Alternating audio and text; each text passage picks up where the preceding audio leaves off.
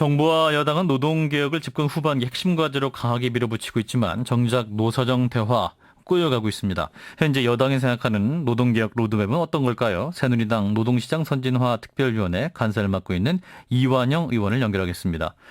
의원님 안녕하십니까? 안녕하십니까. 경북 칠곡 성주 고령 출신 이완영 의원입니다. 예, 자 어제 노사정위원회가 열었던 노동시장 구조 개선 관련 쟁점 토론회. 자 여기서 이제 국민 대타협안이 도출돼야 한다는 게 새누리당 입장이었는데요. 타협안이 나오지 않았죠. 그럼 앞으로 그렇습니다. 일정이 어떻게 되는 건가요? 저희들이 어제 토론회는 여기서 합의안이 나오리라고는 저희들 기대하지 않고요. 예. 서로 확인하는 사항 정도로 저희들 이해를 했고요. 우선은 노사가 이제 저희들이 가능하면 이제 10일까지 9월 10일까지 대타협을 완성을 해줘라 하고 요청을 하고 있습니다. 예. 이들려면 이제 노아사는 무엇을 얻을까보다는 우리 국가 경제를 위해서 무엇을 양보할까 하는 대국적으로 대타협안이 만들어지기를 기대를 하는 겁니다. 예, 최경환 부총리가 이제 모레 10일을 또 역시 노사정 논의 시한으로 못 받고 있고 또 이 시한을 넘기면 이제 정부가 독자적으로 입법안을 낼 것이다 이런 입장도 밝혔습니다만 그럼 여당 노동특위도 같은 입장인가요?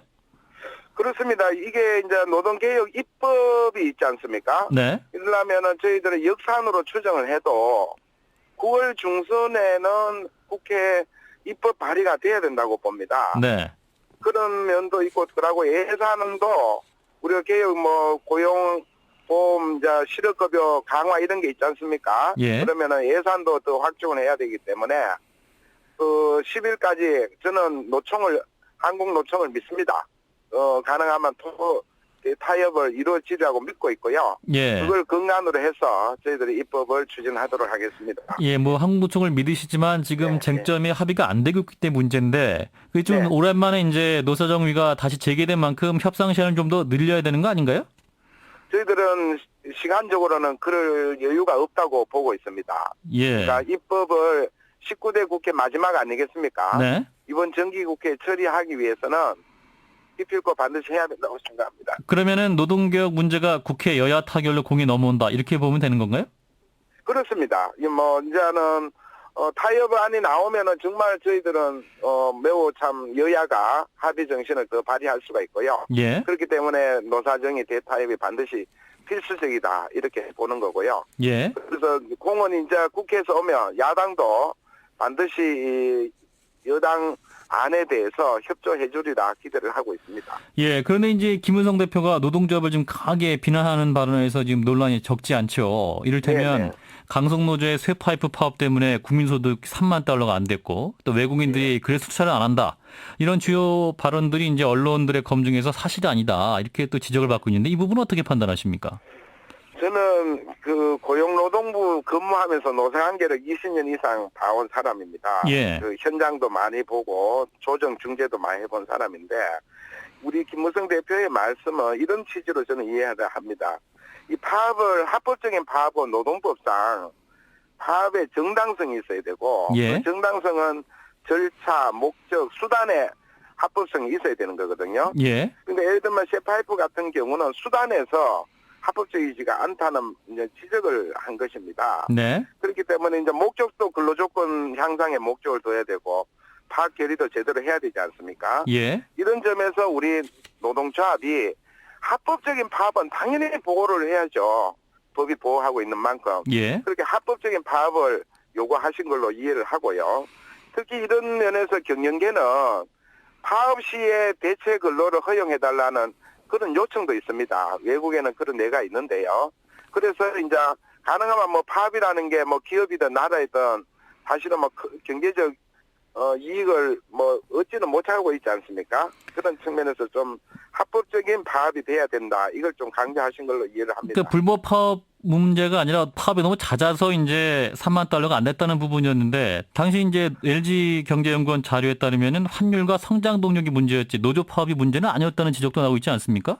물론 그런 연구 결과도 존정을 하지만 네. 한쪽 면만 보면은 파업이 잦았다는 얘기는 아닐 겁니다. 네. 김무성 대표님 말씀은 예. 이렇게 과격 불법 노동운동으로 인해서 네. 외국 기업이 투자를 안 하고 또 오랜 기간으로 인해서 파업 기간으로 인해서 우리가 부가가치를 생산 못하는 것들이 우리 국민 소득, 경제 성장에 부정적 영향을 주는 거 아닌가. 외국인 이렇게 투자 저는- 문제 같은 경우도 이제 2013년 코트라 자료를 보면 노조 파업이 아니라 이제 정부 규제나 정치적 안정성, 정치인들이 잘못해서 안 하고 있다. 노사관계 우려는 네 번째였다는 응답도 있었고 또 이렇게 예. 노동계를 김문성 대표가 자극하는 게 의도가 있는 것이 아니냐. 또 노사정위원회가 재가동되고 있는 마당에 뭐랄까 협상에는 부정적인 영향을 미친다. 이런 비판도 있습니다만. 저는 우리 김문성 대표님이 노동개혁에 대해서 정말 열정을 갖고 계시는데 노동계를 자극할 이유가 뭐가 있겠습니까? 그렇게 해서 노동계를 함께 노사가 지금 노사정위에서 협의하고 있는데 예. 자극하려는 의도는 전혀 없고요. 그렇게 말씀 중에 예. 이제 경영계든 노동계든 네. 경영계도 뭐 불법적인 요소가 있지 않았습니까? 그런 측면에서 보면 노사가 합법적으로 우리가 노동시장을 이끌어 가야 된다. 예를 들면 경영계는 뭐 비정규직에 대한 불법적인 차별을 하는 요인 이런 것들도 이번에 우리 노동개혁에서 고쳐 나가야 된다고 보고 있거든요. 예. 예, 그러니까 너무 김무성 대표님 말씀에 너무 노동계가 자극을 받을 이유도 없다고 생각합니다. 예, 뭐 그런데 실제적으로 좀 자극받고 있고 이제 시한 압박도 되고 있기 때문에 오히려 논의를 방해하는 것은 아니냐 이런 시각에서 드린 말씀이었고요. 예. 지금 이제 핵심 쟁점 뭐니 해도 일반 해고 도입 여부인데 노동계에서는 예. 쉬운 해고 또 새누리당에서는 공정 해고라고 표현하고 있죠. 자, 근데 그렇습니다. 예. 해고를 당하고 공정하다고 느낄 수 있는 노동자가 있을까요? 아니 이거는 제대로 우리 국민들께서 이해를 하셔야 됩니다. 예. 지금 우리가 업무 부적응자, 이제 업무 뭐 저성과자라고도 얘기를 하는데요. 예. 이런 사람들에 대해서 지금까지 기업의 관행은 그냥 해고를 한 겁니다. 예. 일을 못 한다는 이유로. 그래서 이게 이제 법원에 가서 부당 해고를 다투지 않습니까? 예. 이때 지금 대법원까지 나온 대법원 판례의 내용은 이렇게 일반적으로 회사가 해고를 하여서는 안 된다. 다만 이게 부적응자들이 뭐 직무를 재배치를 한다거나 직무 능력 향상을 시킨다거나 이런 해고 회피 노력을 최대한 하고 그래도 안 될 경우에는 네. 해고를 해야 된다. 이런 판례거든요. 예. 이거를 정부에서 판례 내용을 그대로 지침을 하겠다. 이걸 노사정에서 정부에서 제안을 했는데 이 역시 야당에서 또 한국노총에서는 쉬운 해고라고 이렇게 표현하는 거는 정말 잘못된 표현이고요. 오히려 지금까지 기업에서 가능적으로 쉬운 해고 해오는 것을 오히려 해고 회피 노력을 해서 하라고 하는 그런 취지이기 때문에 오히려 그 고용을 안정시키는 내용이라고 저는 설명을 드릴 수가 있습니다. 글쎄요, 이제 해고에 새로운 방법 하나가 생겼다고 노동계는 해석하고 있는 것 같고요. 지금 이제 이미 법으로 허용된 징계 해고, 정의 해고는 부족한 겁니까, 그러면? 아니, 그거는 별도의 해고죠. 우리가 대한민국은 해고가 자유로운 나라가 아닙니다. 반드시 정당한 사유가 있어야만 해고할 수 있는데 그 정당한 사유가 없으면 부당해고거든요. 예. 그 중에 이제 징계해고라는 것은 기업에 이제 누를 끼쳤거나 재산적이나 뭐 기업의 그 근로 조건을 어겼거나 이런 경우에 해고하지 않습니까? 그게 징계해고입니다. 알겠습니다. 그다음에 그러니까 이런 개인적으로 잘 업무를 못하는 것은 징계해고가 아니라 일단 업무를 못한다는 것은 해고할 수 있다 이렇게 보고 있는 거죠. 예, 근데 이제 학계에서는 이 취업 규칙 불이익 변경 가이드라인과 또 일반 해고 요건 관련 정부 지침이 모두 현재 실효성이 떨어지기 때문에 이제 단기간 해결될 수 없기 때문에 이제 장기 과제로 넘겨야 한다 이런 지적도 나오고 있습니다만 이 부분은 어떻게 그런 보세요? 면에서 행정 지침으로 하는 거는 실효성이 떨어진다는 것은 저는 어느 정도 공감을 하고 있습니다. 예. 그러다 보니까 경영계에서는 이런 내용이 법으로 만들어져야 되는 거 아닌가 하고 우리 특위에 요구를 하고 있습니다. 예. 그래서 저희들 우리 특위에서도 이걸 행정 지침으로 할 건지 법으로 할 건지 그것도 저희들이 검토를 하고 있다는 말씀을 드립니다. 그럼 장기 과제로 넘겨서 법제화해야 한다고 동의하시는 겁니까 그러면? 아니요, 장기화하는 게 아니라 이번 저희들이 노동개혁에도 이걸 경영계가 요구하는 것을 법제화하는 것도 검토를 하고 있다는 말씀입니다. 장기화가 아니고. 장기화는 아니고. 국회에 처리하는 것도 검토를 하고 있다 이런 말씀. 네, 근데 법제화하려면 국회 논의도 필요할 것 같은데요. 예.